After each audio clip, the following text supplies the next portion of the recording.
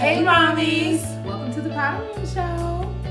I'm Miriam. I'm Lachey, aka Shay. Hey. And today we'll be discussing The Village. Now, before we get into that, we are going to have our Woman Crush Wednesday. So my Woman Crush Wednesday, or the person I decided to be my Woman Crush Wednesday, is Nicole Walters. I feel like she's my best friend in my head.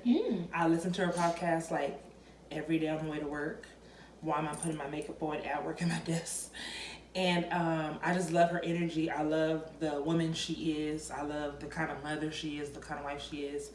And I think she's very positive. She's something positive. So you can follow Nicole Walters on Instagram. And she also has a podcast, the Nicole Walters podcast.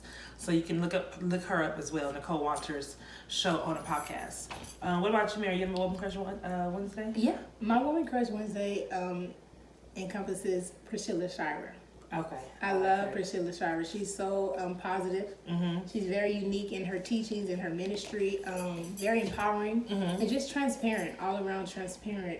Originally, what drew me to her was she had an interview with Lecrae, and in that interview, she was able to pull things out from him that I don't think anybody ever has done before. Me following his interviews, but anyway, since then I've gotten her books. I love her books and how honest she is and open about her life. So you can follow her at the link below. Priscilla Shirer, Go Beyond Ministries. Hey. Okay, so let's get right into it. Hey. So The Village, when people think of The Village, they think of their support group, right? Right. And I think moms, any type of mom, whether you're a single mom, a married mother, divorcee, whatever, when you have children, a village is very important to have. Very. So, Miriam, what do you think about when it comes to a village? Or do you even have a village? Like, I do, actually. It's taken me a while to really develop my village. But when I looked up and looked around, I was grateful that they were always there. You know, Okay. When I think of a village, I think typically traditionally, in cultural times, it would be like the mother, the grandmother, and then it would be the like the aunts and the aunt, the and family. the family expanded. Now our village nowadays is different. It not might necessarily be bloodline related, but there are people that are always there, helping support you in the decisions you make, leading and guiding you in different ways and things like that. So, what about you? My village is my family. First and foremost, that's where my village came from, is my family. I always call my headquarters my parents. So they're the headquarters of my village because they're the ones that I look for an example when it comes to rearing my son. You know, because they did it before me, right? Right. So they will have the ultimate advice for me to raise my child. So they're like my headquarters. And then I have my my sister and my cousin, especially my cousin. I call her my sister cousin, but she's like one of the main people in my village who not only support my son, but she supports me when I need that time. Like if I need to come and vent to her about, whatever the case may be. And then I trust her with my son. Like if I need to go somewhere, or it really makes it really great that our kids get along. They're like steps there. So my son is in the middle of her two kids. So it's 4, 5, and 6. So they're step stairs in age. So I feel comfortable leaving my son with her. He loves his cousins. They're like his best friends. So that's important to me. My son is very comfortable with her. Right. So I call my family my village. And then I have those friends who I trust, his godparents. I trust them with my child. I don't trust all my friends. Well, I'm going to say this. I don't call anyone my friend that I don't trust leaving my son with. Okay. If that makes sense. Yeah, that's a good So one. my village is pretty much the people I hang out with. If I can't leave my son with you, I just feel like that's the ultimate trust. Right. So I really take that into consideration. Cool. You take that into consideration? I do too. Like people that, do you have a friend outside of family who you can leave your child with? Yeah, I have several. I have several friends that I can just call up, and if I need a break, a breather, or I just have to run and do something really quick, they can grab my kids, and I'm grateful for that because I realize that everybody don't have that. Right. But having that means that I don't take advantage of it also. Absolutely. You know, and I like what you said in terms of the kids getting along because it really matters. Like traditionally we would want our kids to fold into each other's lives because they're going to grow up together. Right. And then they're going to continue that village. Right. So it's very important to do. And trust is everything. Like, you want to make sure that when you leave your child, I like the feeling of feeling like if I have to go somewhere and I drop my son off at my cousin's house, that I don't have to worry about him literally until I get back. Right. You know what I mean? Like, I can just leave him there or nowhere. I know he's going to be fed. I know he's going to have a good time. And a lot of times when I have to come pick him back up, he's mad that he has to leave. That's good. So that's a good thing to me. Like, when he's upset he has to leave, that means he even trusts that person too. Because I think a lot of times too, we forget that our kids have to trust the other person as well. You don't want to leave your child with anybody who they don't even trust and feel secure with. Yeah. You know what I mean? So that the village is not necessarily for you as well, but it's the main thing. Like, your children have to trust your village as well. They have to make sure they feel safe and secure with the people that you leave them with. Exactly. Yeah, because culturally, I know that a definition, the village is something that you would get together, like I said, older people, younger people, you know, the whole 9 yards, and then they would show outsiders how they live. So if you can't show the child how you live and make them feel comfortable, then that's also reflection of who their identity will become. You know, as far as their village, like who's around them, what they're being taught, what they're being shown, demonstrated through action. So yeah, that's very important. And one thing I like, I notice in my village is that we're all on the same page. Oh, that's good. Though we have our different approaches of how we handle our children, but the ultimate goal is the same. The ultimate, we're all on the same page. And my village is a little frank. Like, I have a village where, like, if you out of pocket as a parent, they gonna sit you down and tell you, like, you know what, you was a little hard on the train, or you was doing too much. Yeah. And I like that. They can call me out as a mother, like, you was doing too much, or, you know, maybe you should have took a different approach how you handle that, or how you discipline him. So I love how my village, they love us in a sense where they can check me about my child. Right. You know, I love that. I love that about my, That's about great. my village. And I think a lot of that stems back to people knowing you prior to having children.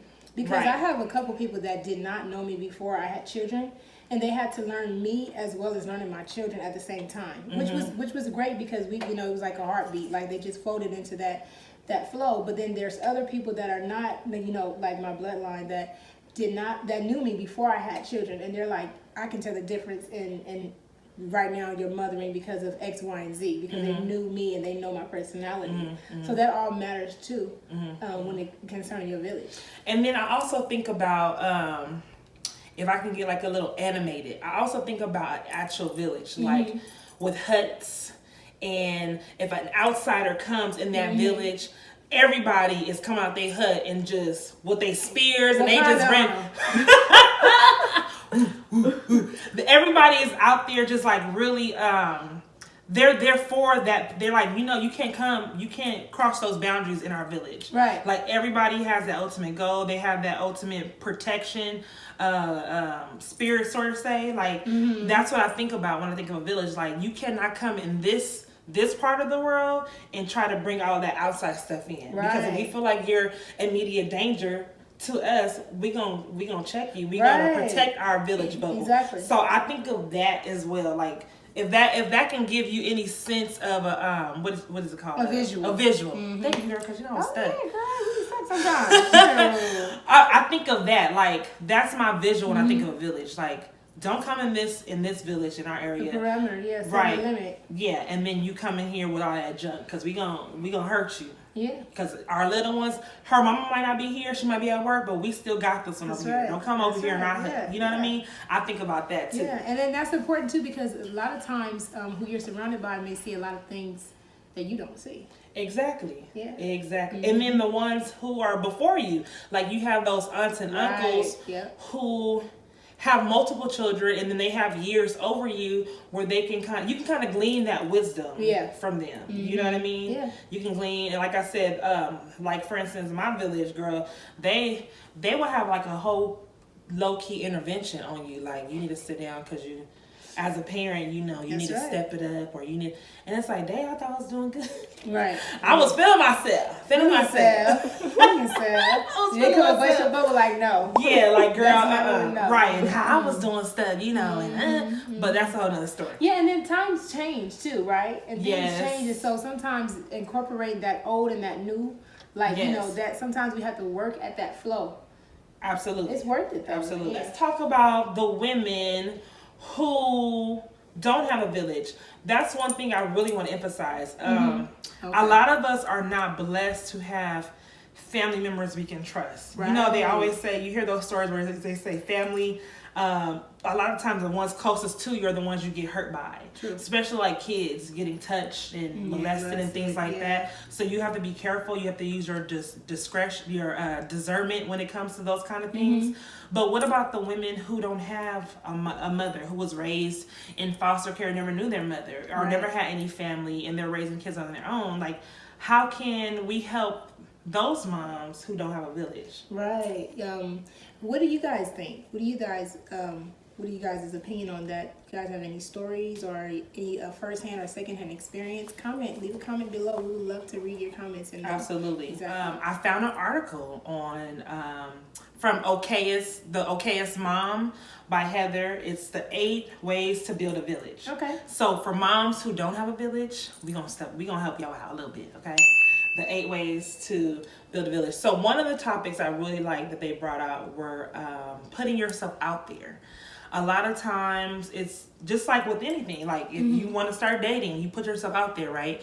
So if you want to start developing new friendships and friendships of substance, like put yourself out there. Like, what are you doing different to put yourself out there? Are you, when you go to the coffee shop, be like, oh girl, your shoes are cute. That can start off a conversation. Right, exactly. And then you guys might find out that you guys like the same type of shoes, and it started there, but it ended up being something completely different years down the line. Right. So how do you put yourself out there? Like, how would you put yourself out there? Single moms, put yourself out there. Like, if you don't have a village, don't be afraid to do that. Yeah. Don't be afraid to go to the woman like, girl, your hair cute. You like, girl, yeah, I got this. I did it myself. I went down to the hair shop. I got this hair. You don't know how the conversation, you never know. right? Exactly. Yeah. And one thing that I do is I talk to my kids' teacher.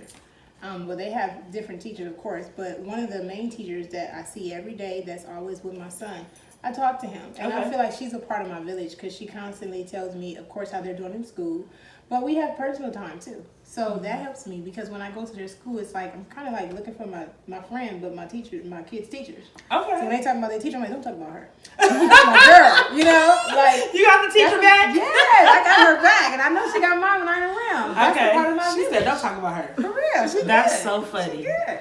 Look, your kid's like, dang, you're supposed to be on my side. Uh-huh. That's funny. What are other ways, Miriam, we can help our moms who don't have a village? Well, another way is babysitting swap, right? Oh, okay. That sounds good. Find people that you can trust. It could be someone at like your local church. If you don't go to church, it could just be like a good friend of the family, or sometimes it's people that you wouldn't even know that will be willing to help your children. Help you raise your children, or take care of your children or your child that you can definitely trust. Okay. Or like you said, you mentioned the teacher, right? Yeah. So then say that the teacher has kids that goes to the same school or have kids of your kids' age. You guys can swap babysitting, like help out here and help out there. Yeah. And then that can develop a friendship. And then over time, it can build trust too. Right. With that person, like, okay, let me try her out for 1 hour. Yeah. Let's go. Cause that's exactly. You don't do a long, extensive time. No overnighters. You on the first time. We don't do. Yeah. Girl, wait, hold on. Side note. My mom was not playing that overnighter stuff. I think the only person, maybe like 2 people, was my grandmother and my aunt Valencia. Other than that, if you weren't them, we wasn't staying overnight on anybody's house. Like that's just, and I think this in the Black community, but culture, like that's just the norm. Like you don't have your kids spend the night over anybody's house who ain't your mama or your sister. Or your auntie. Yeah, Auntie. Auntie. You right.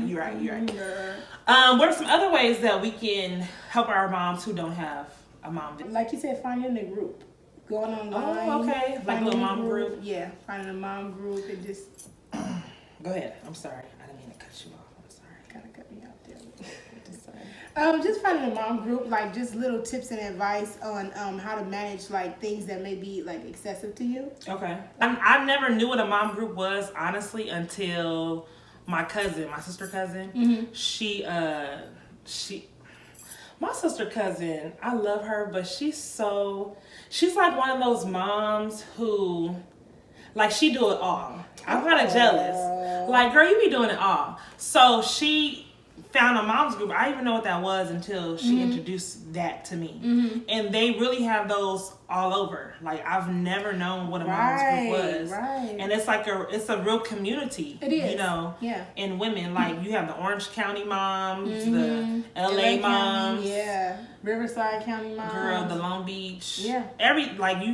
Wherever region you find yourself at, that's the little mom yeah, group. you come together and you have special events like for instance Easter. You have egg hunting or the producer. Actually, I was with her group I think it was a year ago or 2 years ago for trick or treating. We took our mom the trunk or treat. Girl, yeah. I love that. Yeah. My son loved it, and we got to dress up and all the moms had their trunks decorated. Yes.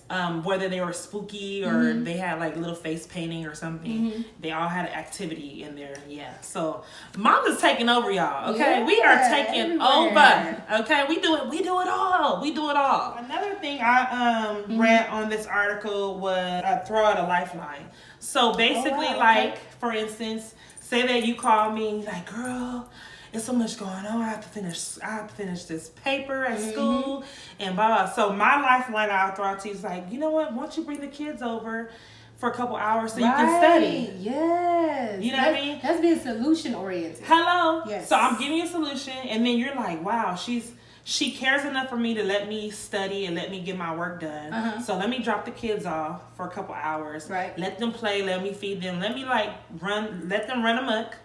While you get your study on, and that shows a sense of security with you, like, wow, like she cares enough. So that's the lifeline. Like, she cares enough to give me a solution and to help out in the solution as well. If that makes sense. Yeah, yeah. So that's what I took from that when they said throw out a lifeline. Like, I'm giving you a lifeline on what to do to build that relationship more, so you can trust me a little more, so then we can build our village. Yeah, that's great. That's awesome. And I love that too, when people, like I said, are solution oriented. Like, sometimes you may call people just to vent, just to let them know where you are, or might be feeling overwhelmed. And when people automatically throw themselves in the situation as if like they were a part of the situation already without you introducing it to them, that's how you know for sure that person is definitely a part of your village. Absolutely. Of course, with caution, if you don't know that person that much, because some people throw themselves and they have, underlying reasons. But if it's somebody that you know and that you can definitely turn to and trust, absolutely, that's a part of your village. Now I want you to think about something. I got a little question. Uh-oh. Have you ever had someone who's tried to force themselves in your village?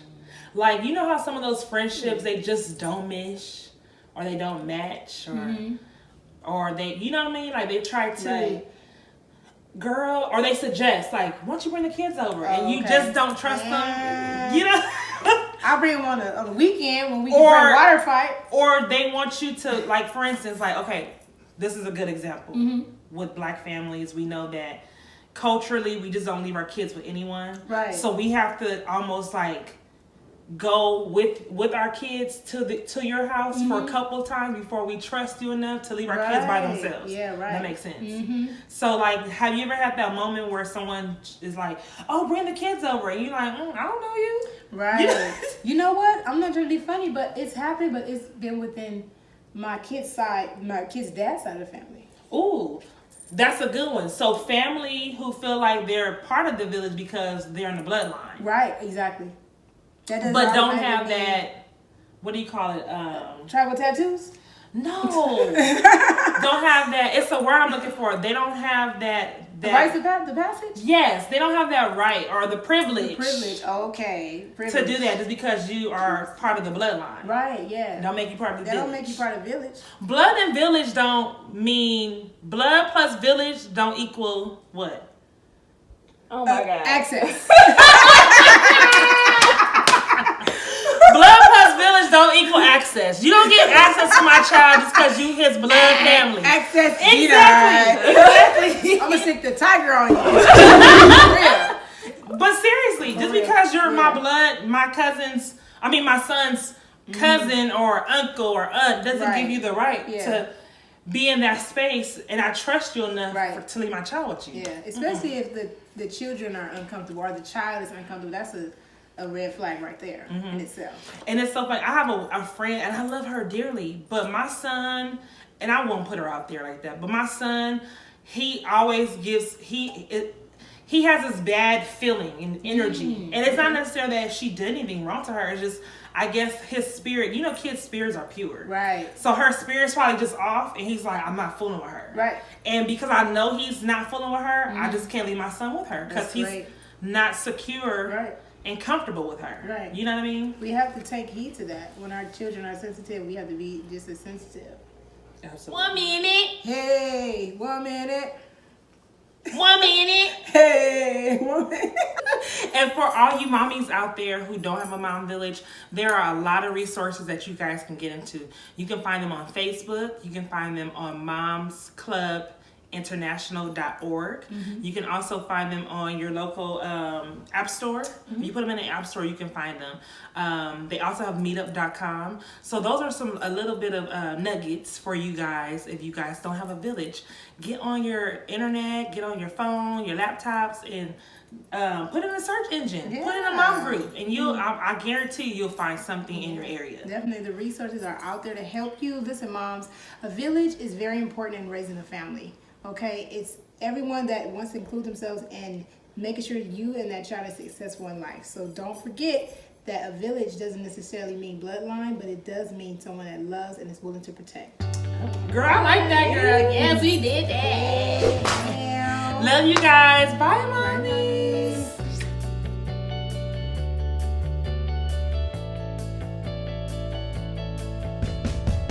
Y'all, the Powder Room Show is in full effect now, so go ahead and check us out on YouTube. If you like it, subscribe, and you'll keep up with what we're talking about, all right? Catch you on the flip side. Peace.